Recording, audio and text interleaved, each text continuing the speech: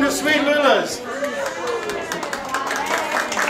Thank you so much. I hope you brought your appetite, and if not a pencil and paper, at least some good friends and some good wine.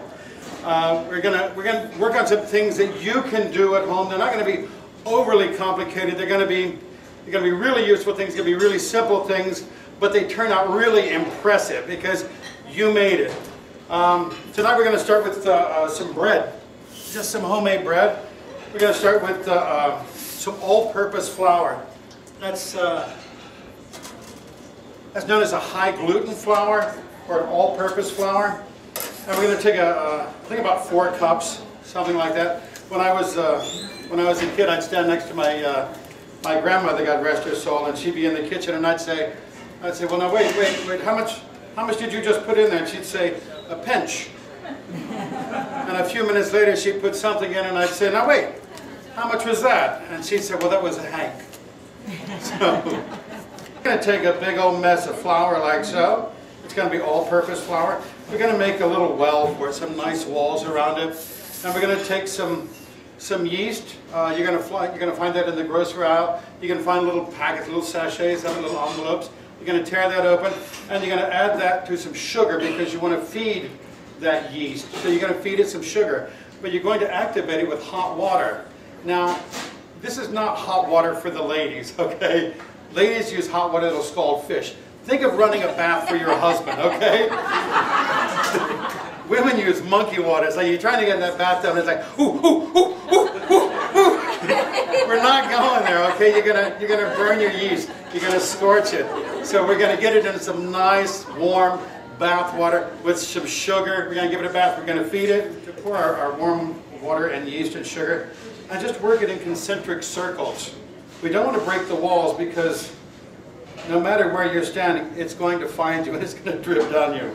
So just keep going around until you combine all of your flour and your water. And just get it all going like this. And you can add just a bit more because you want to use all of your yeast and water and your flour. So we don't like to waste anything ever. And go ahead and just work that in with your hands. You'll know when it stops being really sticky and it's just a bit tacky, not unlike myself. I'm going to take another bowl, and if you have some spray oil, spray it into that bowl. If you don't, stick your finger in the butter. It's your family. What are they going to say, right? and just run it around that bowl until you just put a little grease on that bowl. Here's one I prepared earlier. And we're going to just put it in there, okay? Now you want to go ahead and put this somewhere warm because we want it to rise. I would give it about an hour to rise up. Flour your work suffers, and that bread, that dough that you just put away, an hour later it's going to look like this. Yeah, it's going to rise right up for you.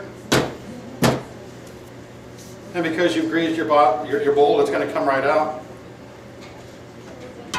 So just going to add some flour to that. Just going to roll it down. Put a little flour on here. We're going to go ahead and cut it. And then we're going to put them onto a cookie pan. We got the bread in the oven now, don't we, sir? I like that a lot. And we're just going to, it's like chewing gum. We're going to punch a little hole in. We're going to fold the flour over it. So we're forcing air into it, if you will. And then roll it around. Make a little ball there, and you have to remember that if you think, oh, that's quite small, it's going to be about 4 times the size of what you're putting on your cookie sheet. So you're going to let this rise again, and just set that somewhere. If you want to set it in your oven, that's going to be a warm place as long as it's not on, if it has a pilot light. But just somewhere it's not drafty and warm. If it's a summertime, it's going to rise really fast. I like to use an oven that's not on here in the wintertime because I know that I'm guaranteed about 110 degrees all the time. So we're just going to set those on our cookie sheet, a greased cookie sheet. And we'll come back in about 45 minutes, maybe an hour. We're going to set our oven to 500 degrees. And we're going to slide those into the oven. And if you have a telephone, go ahead and set your alarm right then on your phone, because it's one of those really easy things to forget. So go ahead and set your alarm for 15 minutes, and then you're good to go. You got bread right there. We're about to take some bread out of the oven right this second, and we'll pass it around and let you enjoy it. We'll be right back.